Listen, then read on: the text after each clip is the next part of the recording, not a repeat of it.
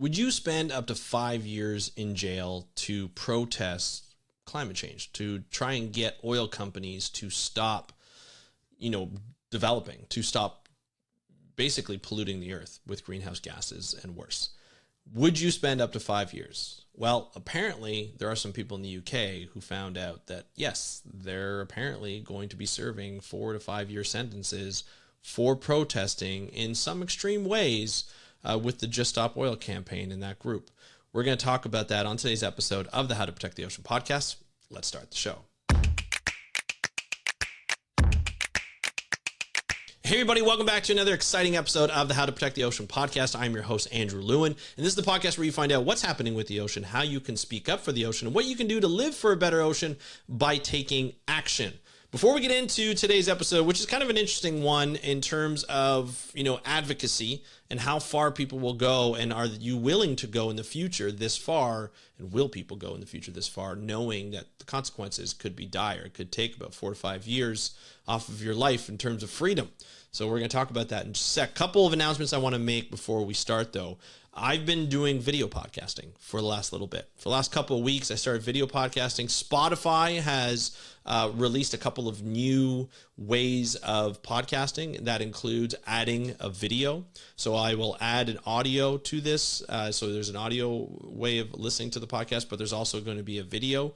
And so I upload that about 8 a.m. after I upload the other ones around midnight. And so just wanted to let you guys know that there are ways of watching me talk to you about climate change and ocean conservation and how to protect the ocean.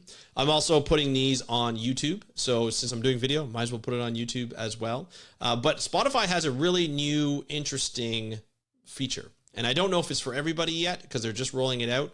But you are allowed to comment on my podcast, on the different episodes. And I think that's really great because I've been looking for a way to engage with users right away. Obviously, you know that you can DM me on How to Protect the Ocean Instagram account at How to Protect the Ocean, and I'm fully available through there. But YouTube and Spotify allow me to interact with you as you comment. So if I get an alert that somebody commented on an episode, I can go in, I can just be like, oh, hey, this is great. Thanks for the feedback, or love your perspective, or you can answer some of the questions that I ask within a poll or something like that. It's always great to be able to interact with you because right now I'm speaking at you. Whether you're an audience or a class or whoever's listening to this or however you're listening to this, I'm speaking at you. There's no way for you to speak to me or give me feedback or answer any of the questions that I ask within this episode. So you can do that now through Spotify if you're on Spotify, or if you want to go over to YouTube and watch these podcasts, you can do so. I'll be releasing them just as I release every episode, every podcast, 3 days a week, Monday, Wednesday to Friday. You'll be able to have access to that. The second announcement I want to make, if you love news and you want it not only through podcast and through video, I also have a newsletter that I release Monday to Friday in your inbox at 8 a.m. every morning, or every morning on the weekday. So if you want access to that, we have news items, latest news. We have the latest podcast, like a little summary and ability to access all the latest podcasts, through Beyond Jaws, a couple of other ones, Aqueducts and so forth, and of course, How to Protect the Ocean. And of course, I have about 3 different articles that I post each and every newsletter, and as well as 3 different job posts that I see that I find interesting that you might find interesting as well. So all you have to do is go to speakupforblue.com/newsletter. That's speakupforblue.com/newsletter. It's free. I don't do anything with your email other than send you information on the ocean, which is my goal. My goal is to just keep you informed of what's happening on the ocean, including this episode here, which I find a little scary. We see that when we talk about marine conservation and we want marine conservation to happen, it doesn't always happen on a government level. We've seen climate change, that's a big issue. Plastic pollution, huge issue. Overfishing, huge issue. We need legislation. There has been legislation, put forward or done in the past. We need to make sure that it's better and it always gets better. But a lot of times we need to create new legislation, or we want our governments to create new legislation. That doesn't always happen the way we want it for whatever reason. And sometimes you have to put more pressure. So you can team up with a nonprofit organization and you can say, hey, I want to help you and volunteer in a campaign to make sure that this government listens. So that might be going for a protest, like a nonviolent protest. That might be, putting out like stuff on social media, like some of their material, all that kind of stuff. When we talk about protesting, protesting is to say, hey, government, we're not happy.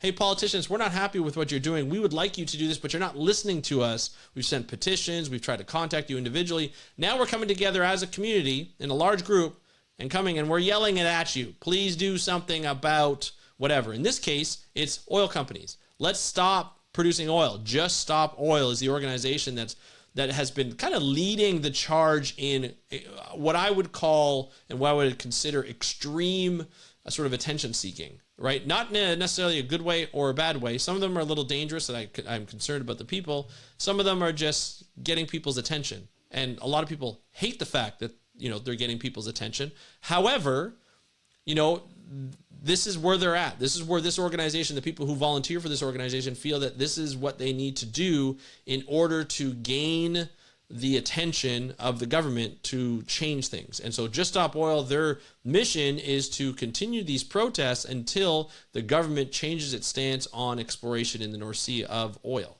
for companies. So that's basically opening up leases or providing subsidies, more subsidies to oil companies, and allowing these companies to drill within the North Sea, which is going to affect climate change furthermore with the release of greenhouse gases through the fossil fuel creation process. So they want to just stop oil. That's their organization. It's pretty simple. They go on these protests. You've probably seen them in videos throwing paint on what seems to be artwork, although they're covered and they've never actually ruined artwork. And they get in the media. A lot of people hate them because they get in the media for that, but they're getting people's attention, right? And that's what they want. Whether you like it or not, whether you think it's negative or positive, they're getting people's attention. They have also been protesting in regular traffic in the UK, where they've been slowing down the UK. They walk really slow in the streets and people have to move slow. They don't like the fact that they're moving slow because they're trying to get to their job. And of course, they're rushing everywhere to go. And I completely understand people have to work, people have to make money, and they're late all the time. That could be a problem. But the whole point is to gain attention from the government, be like, these people are disrupting traffic constantly, even though they're getting arrested while doing it, they're still disrupting it. Let's get their attention. That's what they want to do. They've also been in like F1 races where they've gone on the track, which I think is extremely dangerous, and that's very dangerous. Recently, and they get prosecuted. A lot of times they'll be put in jail for a night or a day or a weekend, and then they're let go. Some have court cases later on. Some get off. Some don't. There have been a number of them who have been prosecuted fully to the extent of the law and have actually served time or are serving time or are about to serving time. They're about to serve time. And latest in The Guardian shows that 5 Just Stop Oil activists received record sentences for planning to block the M25, which is a highway there. That's my understanding. A major highway into the UK or into London. So Roger Hallam, Daniel Shaw, Louise Lancaster, Lucia Whitaker de Brew, and Cressida Gethin were found guilty last week of conspiracy to cause a public nuisance for coordinating direct action protests on the M25 over 4 days in November 2022.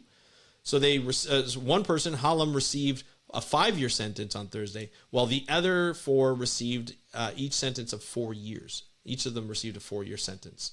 So this is thought to be the longest sentences ever given in the UK for non-violent protests, exceeding those given to the Just Stop Oil protesters, Morgan Trolin, who got 3 years, and Marcus Decker, who got 2 years and 7 months for scaling the Dartford crossing.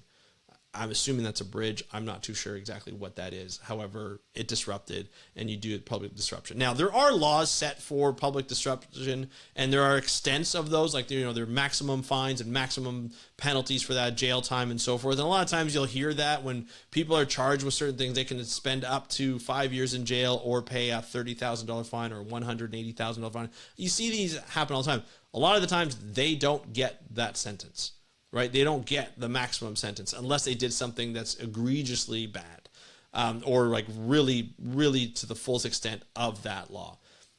However, apparently they're getting some. And I don't know if this is just the fact that the justice system is sick of prosecuting the protesters and are trying to, trying to stop them from doing it, to stop others from doing it.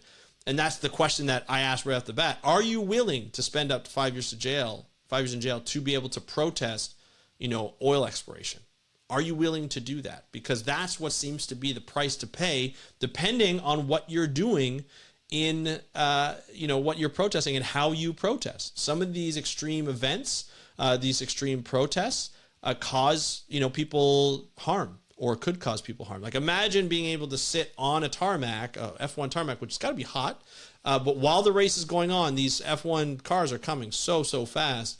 Even though they're trying to get out of the way and they're trying to stay out of the way and they're trying to be safe, you never know what might happen. And you could put the driver in danger. You can put yourself in danger. There's a lot of other things that you can do that could cause danger. So I think this is what they're trying to dispel. They're trying to make sure that nobody gets hurt in these things. But I think they're also trying to suppress a lot of the protests that are happening. Now, until recently, the government was very conservative. And that government had the power for the last 14 years until recently when the Labor government took over.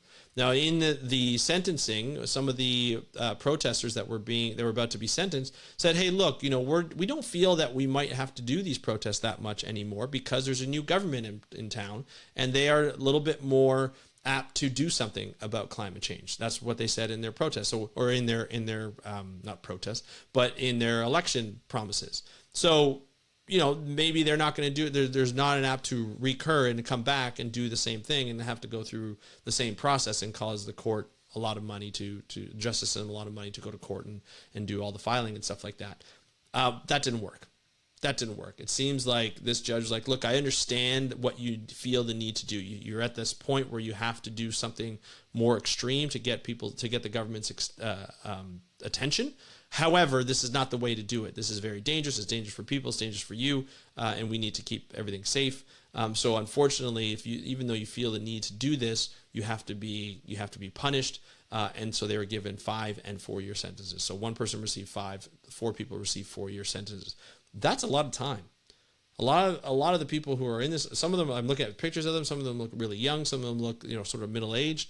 That could take a lot of time in developing your career and doing something maybe a little bit more positive in terms of getting results. We don't know if these will, come into results. We don't know if this, directly affected the election. I highly doubt it. But this is what the people who are doing these types of protests feel. They feel like they can have an effect if they get the attention of the government. To get the attention of the government, they have to do something big to get in the news and so that they get the attention of the government. Unfortunately, when you do that, you do pay the price. And it's something as scientists and conservationists that we need to really evaluate on whether you're willing to make that sacrifice. They're nonviolent, hopefully, and you still have to pay the consequences because there are consequences. There are laws to disrupting major highways or a bridge or something like that. There are laws in place to stop that from happening, and you have to be ready to have to serve that consequence. In this case, it's 4 to 5 years. That's a long time away from maybe your families, away from your jobs, away from just freedom. That's a tough thing, a tough road to go by. I feel for the people who have to do this sentence. I'm sure that's not what they first expected. And it's probably going to be devastating towards them. But it's one of the things that we have to consider when we start to advocate for something in these types of manners, where you're trying to get the attention. You got their attention, but with that attention comes attention on you and comes the law. And I'm not saying that it's right. Do I think they deserve 4 to 5 years? No, I don't think they deserve 4 to 5 years in my personal opinion.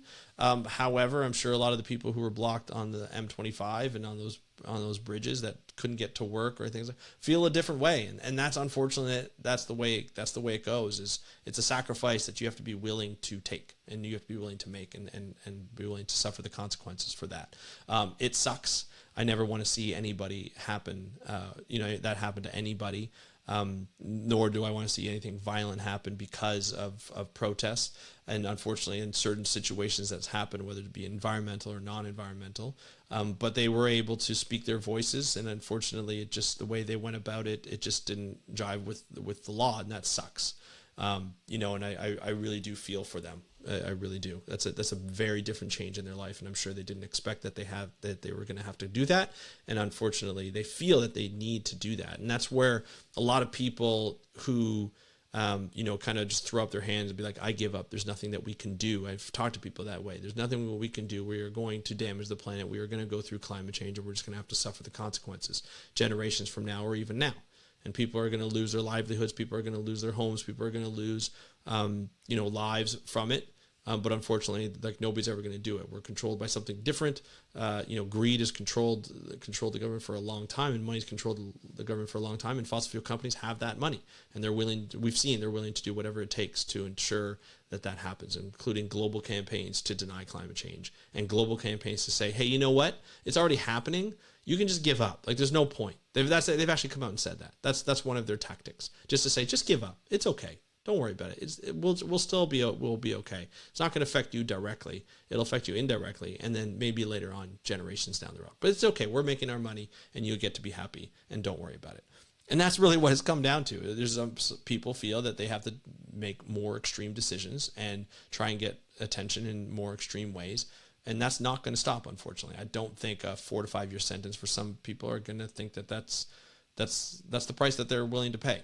And I don't know if these protesters are, but they did, and they're going to. And so other people, I don't think this Just Stop Oil group are going to stop. They have a mission, and people other people were last year were sentenced to 2 to 3 years, and they're fine with, and the others are still protesting. So I think this is a movement. This is a movement that's going to be tough to stop. Unfortunately, I think a lot of people give protesters, anybody talking about climate change, a bad name because of Just Stop Oil. There's definitely ramifications to the movement on that. But for the most part, a lot of people are just, like you and me, who are just like, look, we have to do something about climate change. There's a lot of work that we need to do. The first thing is putting the right people in politics and getting the right people to run in politics and to be able to do the right thing. And it doesn't necessarily mean you have to run for office, but you can get involved within your local city. You can get involved within your local county, your local province, whatever that might be. And that could be with a nonprofit organization. That could be volunteering on committees for government. There's all different types of ways that you can take part. So highly recommend that you do that and look into it before you go to these extreme ways. Hopefully you don't feel the need to do that anytime soon. But that's it for today's episode. I'd love to hear what you think. You can leave a comment on Spotify or on YouTube. You can also hit me up on Instagram at How to Protect the Ocean. I want to thank you so much for joining me on today's episode of the How to Protect the Ocean podcast. I'm your host, Angelo, and have a great day. We'll talk to you next time, and happy conservation.